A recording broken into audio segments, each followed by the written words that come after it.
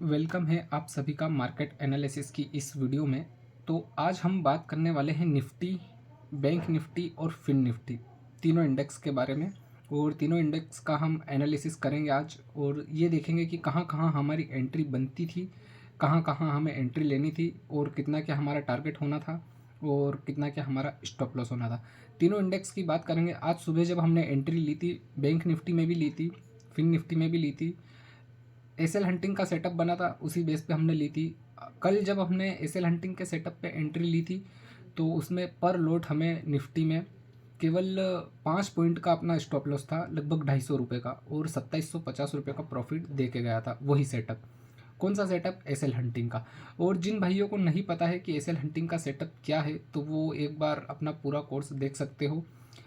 Play list में जाना, वहाँ पे प्रो ट्रेडिंग कोर्स की जो प्ले लिस्ट बनी हुई है उसको आप एक बार पूरा देख लेना, तो आपको पूरा समझ में आ जाएगा। पूरा बेसिक से लेकर एडवांस तक मैंने कोर्स बना रखा है। अगर आप नए हो तो चैनल को सब्सक्राइब भी कर लीजिएगा। ठीक है, तो आज जो हमारे दो स्टॉप लॉस हुए थे वो क्यों हुए थे, इसी के ऊपर हम आज चर्चा करेंगे। और सेटअप जब भी बनता है हमें एंट्री तो लेनी पड़ती है। देखो, हम यहाँ प्रॉफिट लेने आए हैं, और प्रॉफिट कब होगा? जब अपना सेटअप बनेगा। सेटअप बनेगा। अभी तक जितने भी भाई मेरे साथ जुड़े हुए हैं, जितने भी हमारी इंस्टा फैमिली है, जितनी भी हमारी यूट्यूब फैमिली है, जितनी भी हमारी टेलीग्राम फैमिली है, अभी तक हमारा इस सेटअप से कभी भी स्टॉप लॉस हिट नहीं हुआ है। केवल आज के दिन ही अपना स्टॉप लॉस हिट हुआ है। ठीक है, वो भी दो स्टॉप लॉस हिट हुए, दोनों एक साथ। ठीक है, तो इसी के बारे में आज पूरा हम चर्चा करने वाले। तो चलिए अब चलते हैं हम स्क्रीन पे। तो ये देखिए भाई लोग, ये है निफ्टी का चार्ट। ठीक है, यहाँ पे आपको साइड में ओआई डाटा भी दिख रहा है सारा। ये अपना एसएल हंटिंग का सेटअप सारा कुछ। जिन भाइयों को नहीं पता है वो एक बार पूरा कोर्स देख लेना, आपको पूरा सब समझ में आ जाएगा कि एसएल हंटिंग का सेटअप क्या है, ओआई डाटा कैसे चार्ट पे लगाते हैं, ओआई डाटा को कैसे हम रीड करते हैं। ठीक है, तो देखो सुबह क्या हुआ, गैप डाउन ओपन हुआ निफ्टी। उसके बाद देखिए नीचे आया, वापस से ऊपर चला गया, एक ग्रीन कैंडल बनी। ठीक है, किस लेवल से ऊपर गया ये? इस लेवल से, 22,050 के लेवल से। मतलब यहाँ पे आप देखोगे तो एक हैवी सपोर्ट बना हुआ है, और सुबह भी ये सपोर्ट था। तो इसी कैंडल के हाई पे आप एंट्री बना सकते थे सुबह, ओवाई डाटा को देख के। ठीक है, इस कैंडल पे आपकी एंट्री हो जाती तो आप बढ़िया प्रॉफिट यहाँ तक का देख सकते थे। उसके बाद अगर हम देखें एसएल हंटिंग के सेटअप को, तो एसएल हंटिंग का सेटअप तो हमें यहाँ बीच में कहीं पर भी दिखाई नहीं दे रहा है। ठीक है, यहाँ पे अपना एसएल हंटिंग का परफेक्ट सेटअप बना है। ये देखिए यहाँ पे इस लेवल पे अगर हम देखें तो यहाँ पे आपकी एंट्री होती कुछ इस तरह से। पर देखो, हर बार हम क्या, निफ्टी में जब भी एसएल हंटिंग के सेटअप से ट्रेड लेते हैं ना, तो अपना एसएल हिट नहीं होता है। कल भी जब अपन ने एसएल हंटिंग के सेटअप से निफ्टी में ट्रेड लिया था, तो बहुत बढ़िया टारगेट देखने को हमें मिला था। ठीक है, यहाँ पे अपनी एंट्री हो जाती, और टारगेट के लिए हमें वेट करना पड़ता। देखिए एसएल कहीं पर भी अपना हिट नहीं हुआ है, वेट करना पड़ेगा। देखो वेट कैसे करना है, जब भी आप ट्रेड लो ना, तो आपको वेट करना पड़ेगा। किस चीज़ का? या तो टारगेट का या फिर एसएल का, दोनों में से एक चीज़ होना तय है। या तो टारगेट होगा या फिर एसएल होगा। आपको कुछ आपको अगर प्रॉफिट करना है ना, तो आपको पहले टेबल पे कुछ पैसे रखने पड़ेंगे, तभी जाके आपको प्रॉफिट होगा। ठीक है, ये अपना यहाँ पे एसएल हंटिंग का सेटअप बना, यहाँ पे एंट्री हो जाती सुबह। और ये देखिए मार्केट कहाँ तक आया, पूरा डे डे हाई को भी ब्रेक करके यहाँ तक आया। ठीक है, यहाँ तक का टारगेट देखने को मिला। उसके बाद वापस अगर आप इस लेवल पे देखते, तो आप रिवर्स भी प्लान कर सकते थे। ये देखिए 22,100 के लेवल पे क्या हो रहा है, यहाँ पे एक सपोर्ट बना हुआ है। ठीक है, हालांकि ये सपोर्ट अभी इस टाइम पे थोड़ा कमज़ोर दिख रहा है, थोड़ा वीक दिख रहा है, लेकिन उस टाइम पे अच्छा खासा था। ये एक ग्रीन कैंडल बनी। ठीक है, इसी ग्रीन कैंडल के लो पे आपका स्टॉप लॉस हो जाता, और टारगेट आपको देखने को मिल जाता। बहुत बढ़िया। ठीक है, ये तो हमारा निफ्टी का हो गया एनालिसिस। अब हम बात कर लेते हैं बैंक निफ्टी के बारे में। ठीक है, अब देखिए भाई लोग, ये है बैंक निफ्टी का चार्ट। ठीक है, जो कि यहाँ पे गैप डाउन ओपन हुआ। ठीक है, उसके बाद अगर आप देखोगे तो इस लेवल पे है ना, ये जो लेवल है, इस लेवल पे सुबह भी मार्केट में अच्छा खासा सपोर्ट देखने को मिल रहा था। कहाँ पे?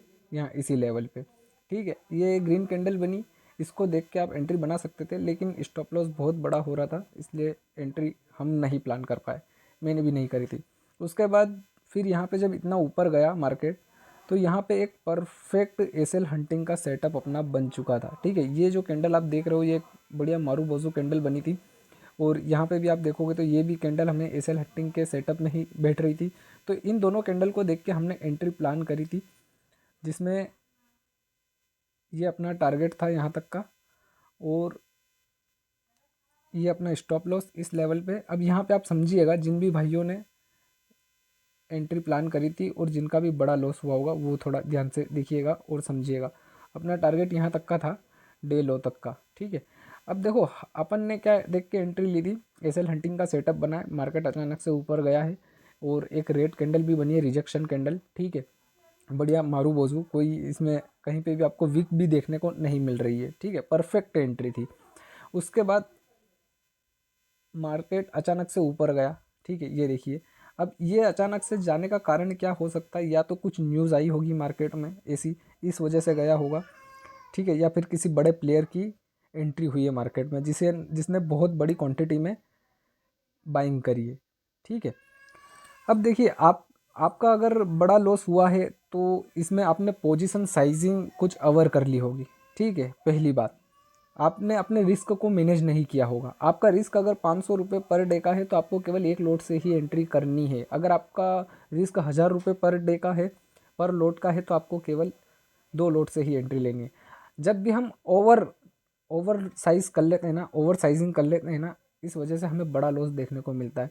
तो बहुत सारे भाइयों को ना अपना रिस्क मैनेजमेंट पे ध्यान नहीं है, तो आप एक बार फिर से ना रिस्क मैनेजमेंट वाली वीडियो ज़रूर देखिएगा, आपको सारा कुछ समझ में आ जाएगा, ठीक है। एक अपना स्टॉप लॉस हो गया था, उसके बाद दूसरी बार देखिए, दूसरी बार वापस यहाँ पे अपना एसएल हंटिंग का सेटअप हमें देखने को मिला था इस वाली कैंडल पे। यहाँ पे भी परफेक्ट लेवल था, परफेक्ट कैसे, देखो ऊपर देखोगे इसी कैंडल के हाई पे तो पीवट पॉइंट का एक रजिस्टेंस है, ठीक है।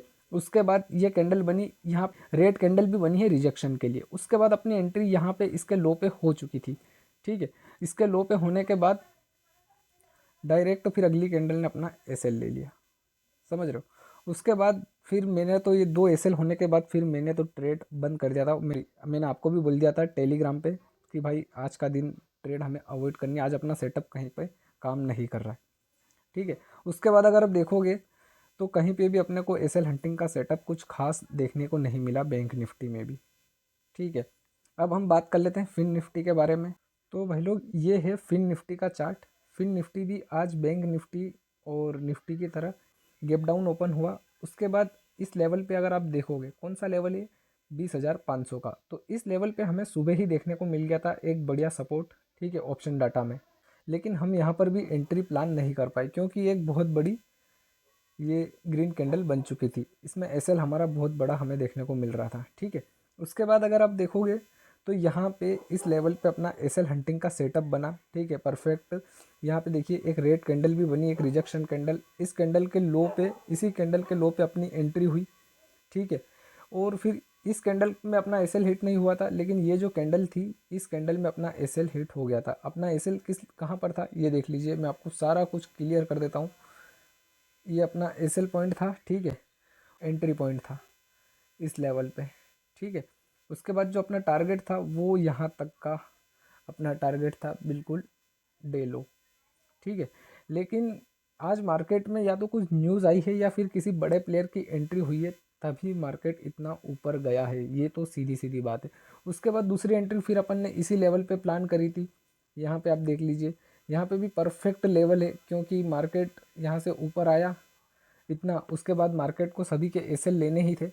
ये अपना एंट्री पॉइंट, ठीक है, ये अपना एंट्री पॉइंट, ठीक है। और जो हमें टारगेट देखना था वो टारगेट हमारा यहाँ तक का होना था, इसमें ये जो बिग बार कैंडल बनी थी इसके लो पे, ठीक है। इतना हमें टारगेट आराम से देखने को मिल जाता, लेकिन मार्केट ने आज कहीं पे भी एसएल हिट नहीं करा किसी का भी, मार्केट उसी पोजीशन में बना रहा, ठीक है। ये देखिए इसी कैंडल में फिर अपना एसएल हिट हो गया।